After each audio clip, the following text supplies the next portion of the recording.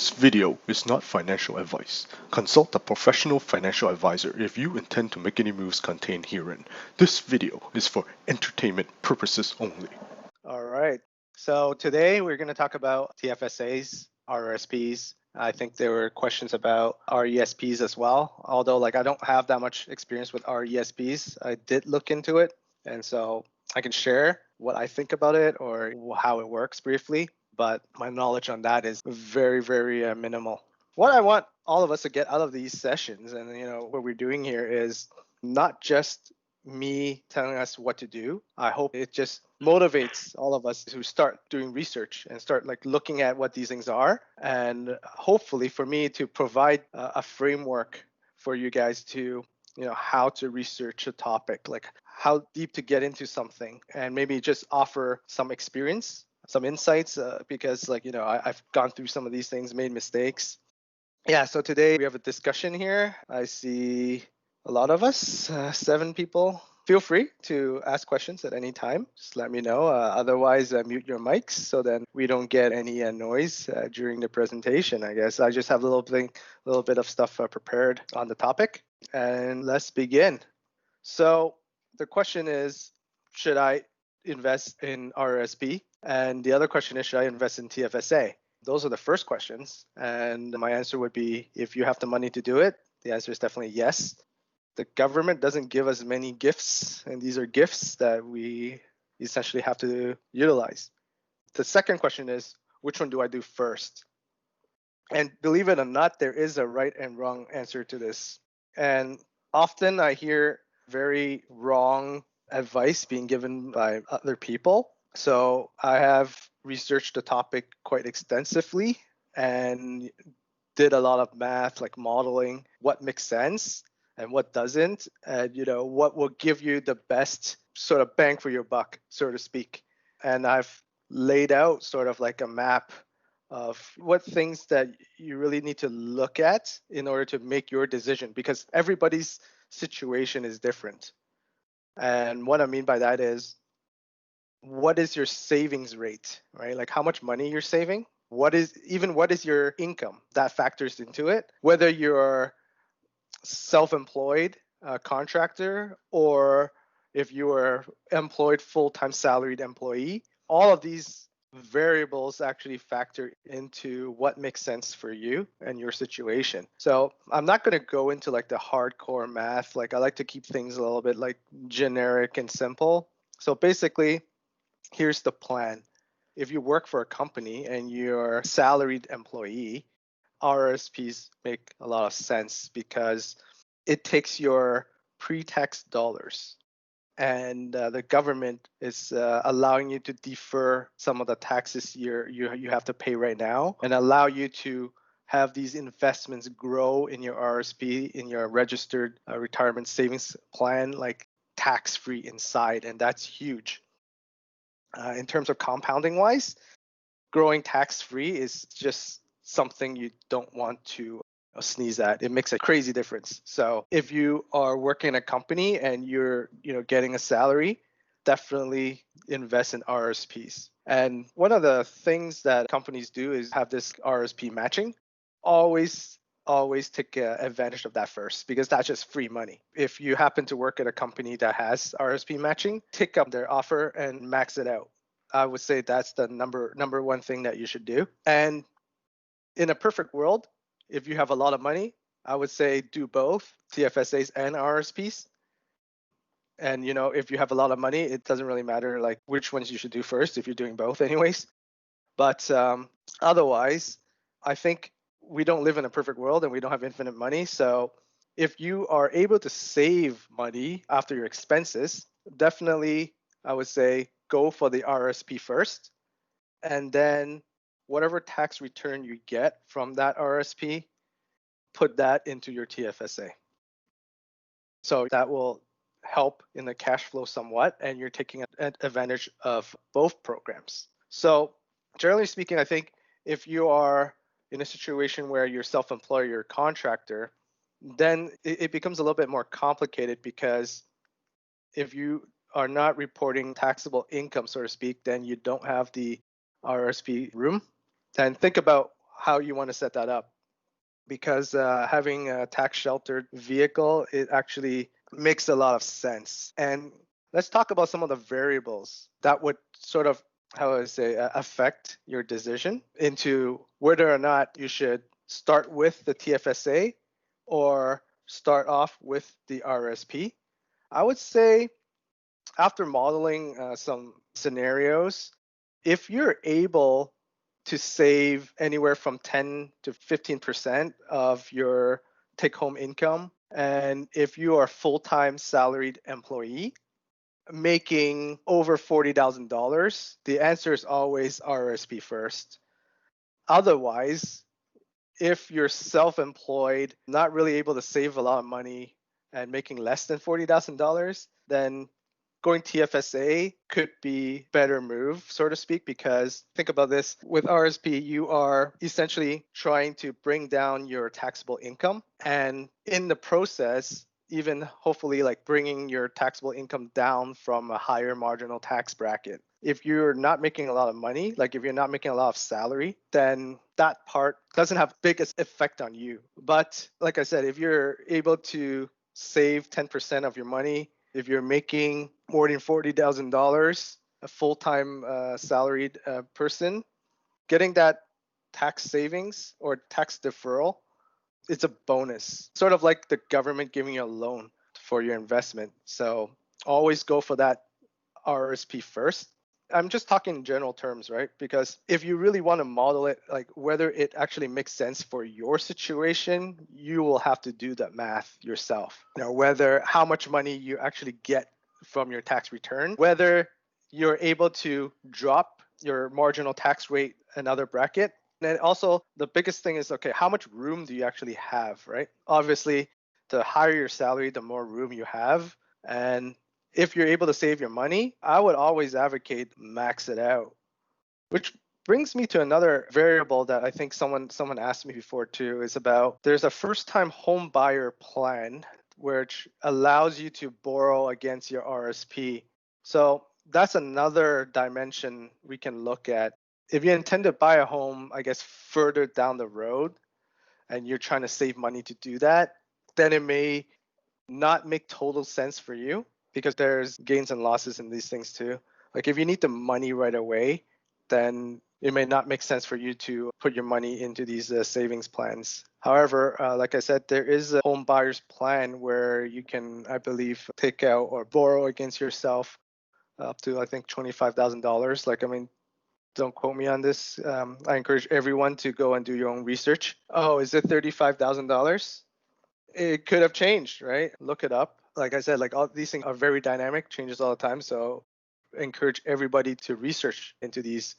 If you already own a home, definitely go put your money into RSP, take the returns, tax return, put into your TFSA. If you're very early out trying to save money to buy a home, then may or may not work for you. Just make sure you know what you're getting yourself into. So there's another part that actually complicates some of this is like my wife, her company has a pension plan. With the pension plan, it actually decreases your RSP contribution room quite significantly, in the sense that for her, I know that after doing some math, it still makes sense to contribute to the RSP, but the effect is not that great there. So I would say that's a toss-up, whether she should invest in RSP first or TFSA first. If you have the room in RSP, definitely go for that tax return first, because essentially that's interest-free loan from the government, so to speak. Later on, of course, with some careful financial planning, you can further lower how much taxes you're going to have to pay when you withdraw those RSPs later on. So, and I also got this question about RESPs. My understanding of RESP is very minimal, because I just actually started looking into it and just opened up an account myself. My understanding is that this is a program from the government where they'll basically give you a 20% grant on how much you contribute to this registered plan. So basically, if you contribute $1,000 the government will give you $200 matching, and then you get $1,200 in that plan where you can invest. Again, invest tax-free inside. There is a maximum on this, and I believe currently the maximum the government will give you is $500. So which works out to be, if you contribute $2,500, you will get that like maximum $500 from the government. And I believe this plan is for qualifying education that you can take out later on. And there's rules against around like what if your children or your child doesn't go to school, then you'll have to pay back some of that money. And of course, look it up. There's a bunch of rules and lots of scenarios there. I believe you get to take back your initial contribution tax-free, because with RSP is after tax dollars, so they're not going to tax you again on that. It's really only talking about that piece where the 20% that the government gave you, and also any capital gains that you have made in that plan. Question: what types of investments can I hold inside my RRSP? There is a long list of different investments you can hold in your RRSP, and I believe this is all spelled out. You can find this information online. But off the top of my head, you can obviously hold cash. I think you can hold Canadian dollars, and now I think it's been expanded so that you can hold US dollars, whereas you couldn't before, but that was a long time ago. You can hold GICs, bonds, savings bonds, government bonds, corporate bonds, mutual funds, equities like stocks, Canadian and US, ETFs, that counts as stocks. You can, believe it or not, you can long calls and put options, but you can only sell covered calls. I also believe you can hold mortgages and mortgage-backed securities inside RSPs, although like I have not really dabbled into any of that. Did I mention you can hold like gold and silver bars or bullion inside your RSP? But I think what would benefit the audience here more is what type of investment I would recommend you hold inside your RSP versus your TFSA accounts. And here's a pro tip: dividends are tax sheltered inside your RRSP. If you ever held a US stock that pays dividends outside an RSP, you may already have noticed that a pretty significant portion of your dividends never reaches you. And it's known as what is the withholding tax. And this portion just gets taken off the top and the government keeps it. However, inside RSP, there is a special tax treatment that where this withholding tax does not apply. A lot of people don't notice that inside your TFSA, you're paying that withholding tax applies there. So if you hold any dividend generating stocks, I would recommend you hold them inside your RSP. And that's for all of you that are into value investing, into dividend income generating strategies. Do all of that inside your RSP, because that withholding tax can be quite substantial. And in your TFSA, I would recommend holding your high growth stocks in there. And I guess the more riskier stocks, I can't believe I'm recommending this, but the riskier plays or strategies, do that in your TFSA, because if you do hit it big in your TFSA, you're increasing that withdrawal limit. I would take advantage of that. Like, not sure what's the point of sheltering a 1% GIC inside your TFSA. I think that's sort of wasted. You can do that outside in unregistered accounts. But I guess if you have nothing else to invest in, you can hold GICs inside your RSP and TFSA. Any questions? Hey, Rupert. Yeah. For RSP, I think there is also the other side when you reach 65, and then you have, and then at that point you have to start taking money out, either transition into a RIF account or annuity type of accounts, right? So is there such thing as you have too much money in the RSP account and it doesn't make sense? I don't think so. I thought about that too. what would be the alternative, right? Like if you don't contribute to your RSP, then you are going to invest outside in a non-registered accounts, right? And then everything you do there is not going to be tax sheltered. So you're really giving that up. And that compounded is quite significant. You know what I'm saying? Yeah, so I'm just thinking of like, because one of the reason is that you actually lower down your rate to a point that when you retire, you're not earning any income. So when you're starting to slowly take the income out from your RSP account, you get tax free. You get to be taxed at a better rate at that point. So I think that is one of the strategy, right? But if you accumulated too much money in that, would that actually defeat the purpose at that point? I don't know, because I researched some of the yeah, but how is it defeating the purpose though? Because you're taking pre-tax dollars. You're not paying tax on these earned income. So they're taxing you later. You know what I mean? So I guess you're saying whether all these years of compounding tax-free is worth against lump sum tax. Yes. The thing is, that depends on your planning later on in retirement too, right? Like, true. If you're taking a lump sum out later, what would your taxes be at that time? Let's use a round number, right? Let's say you have to give away half to the government because you made, X millions of dollars in that 1 year. Your like maximum tax bracket. Is it around 52%? Something like that, right? Like it's something like close to half. Is that worth it versus if you were to not do this now, pay the tax now, and every time you buy and sell your investments, you're paying taxes? I see what you're saying. So You get you're what I'm saying saying? that, yeah, so at the Even end of the that, day, even at the end of the day, that one time give away half could be worth it. yeah, because you It's still get your tax deferred. Okay, I see your point. right. Fair point. Yeah. And with some careful planning, you can definitely minimize that as well.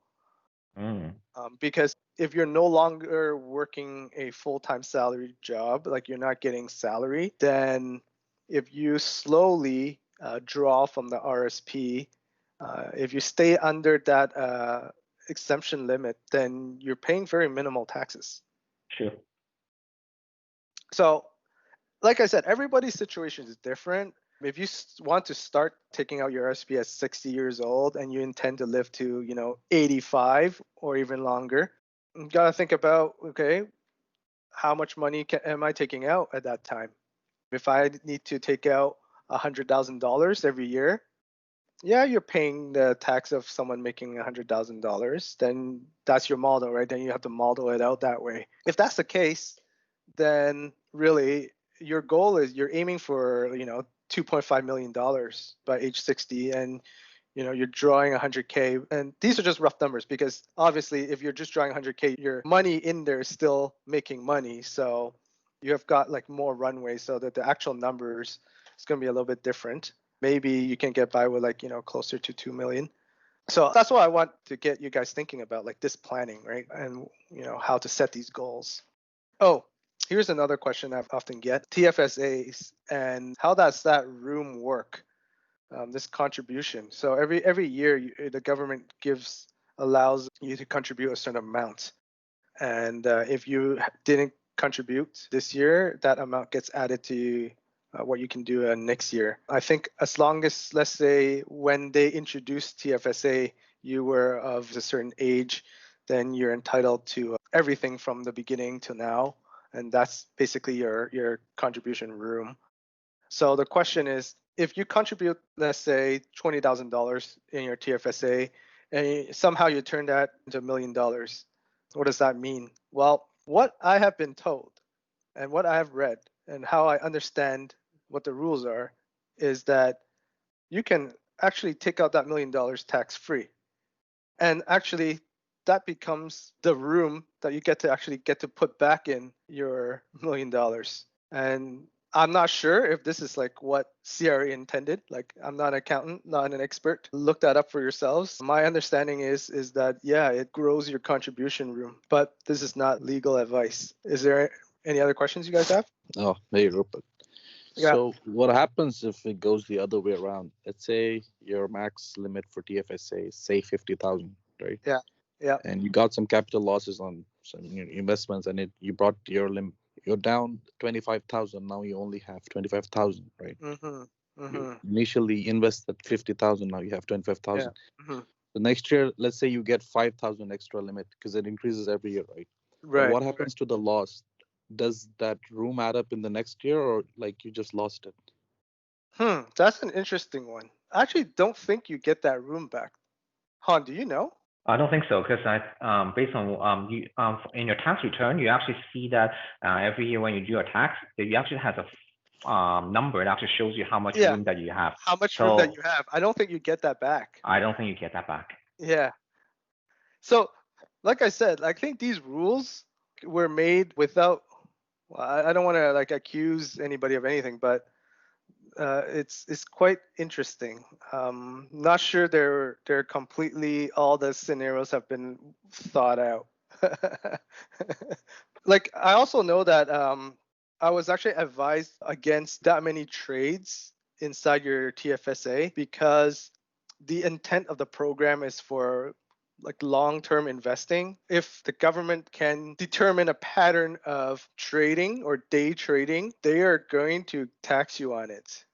So, and there's no like hard rule. It's very arbitrary. It really depends on the government and if it ever goes to a judge, like what they're going to rule. If they ruled against you and said, you know what, this is not purpose of this program, you are taking advantage of this TFSA, we want you to pay taxes, then you'll have to pay your taxes. So I would advise not doing a lot of high frequency trading inside your TFSA because they have been cracking down on people doing that. Like there is precedents.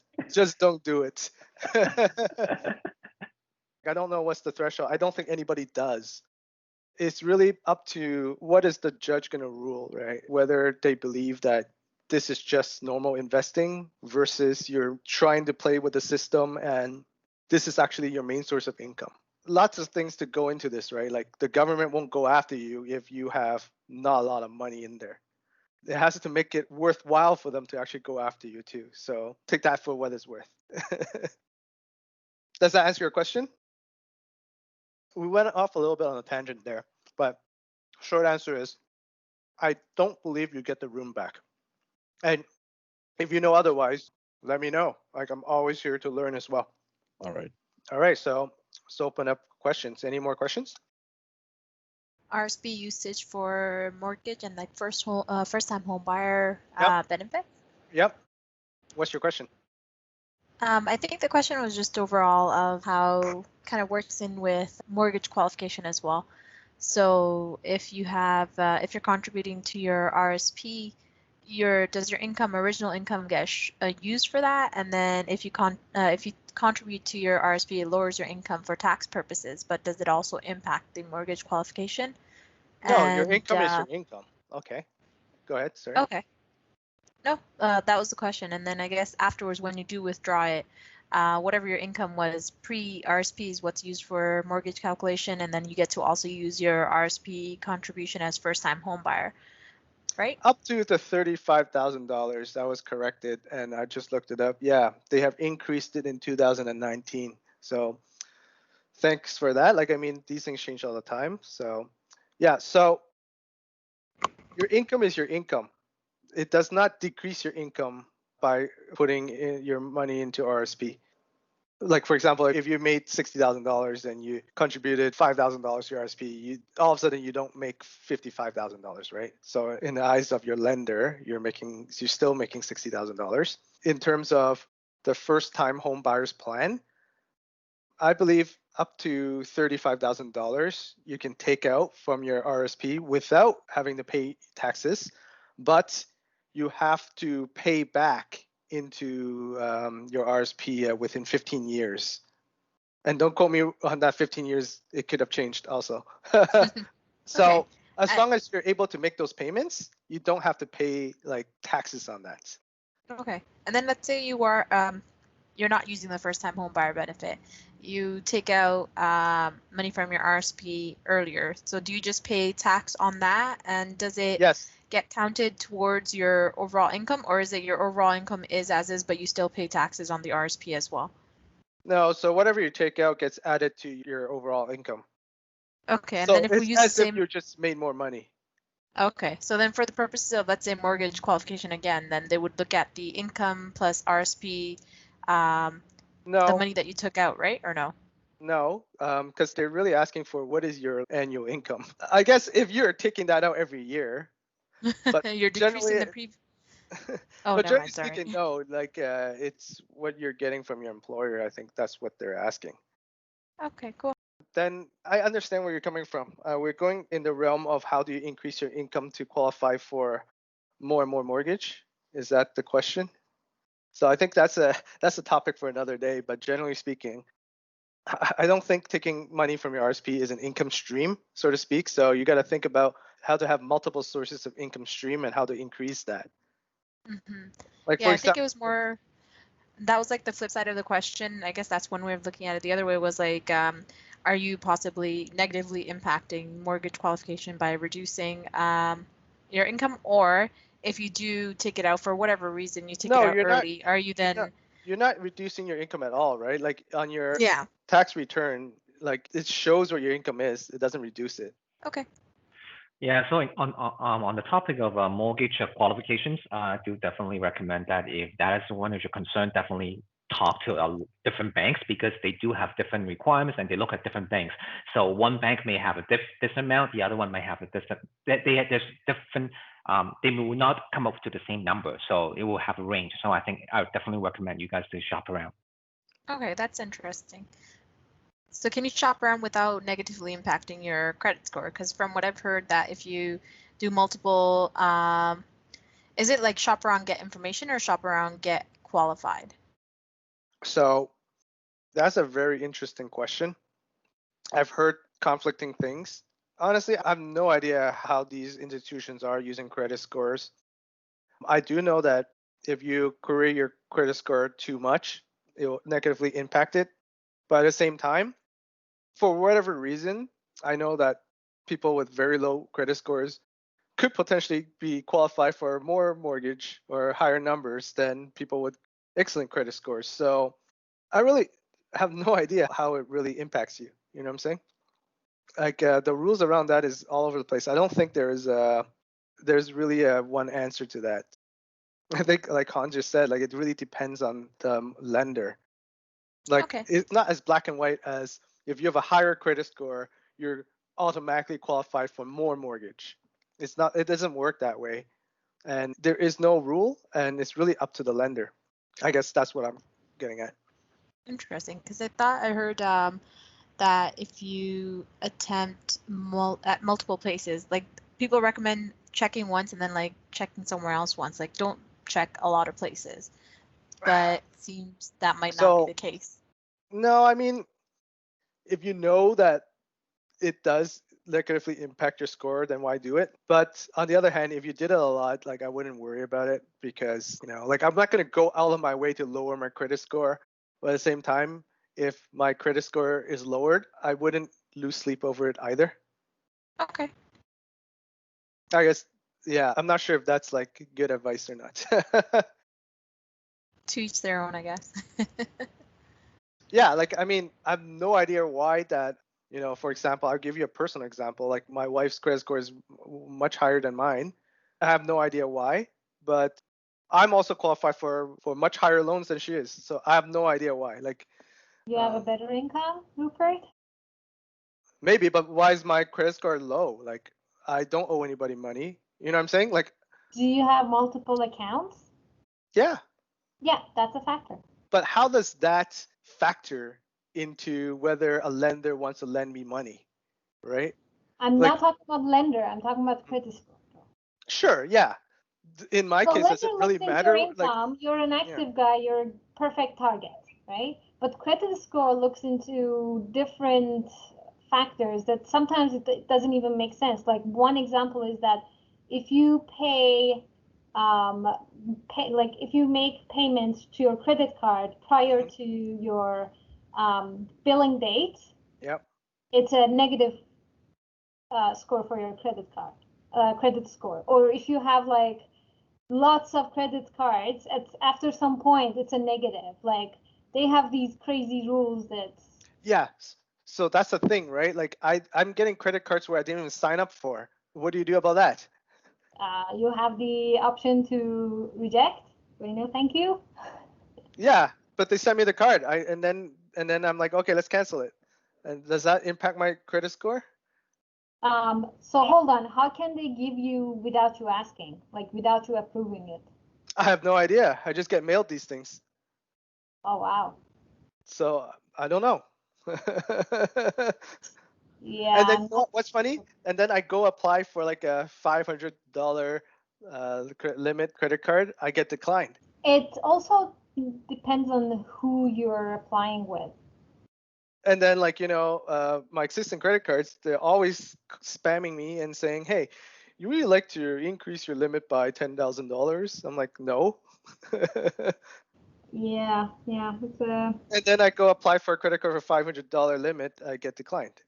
So I have no idea like how this. At this point, this is karma. Well, I have no idea how this stuff works. So I feel like I'm not qualified to give you an answer. And I think there's no hard and fast rule on this. It's really like whatever they feel like.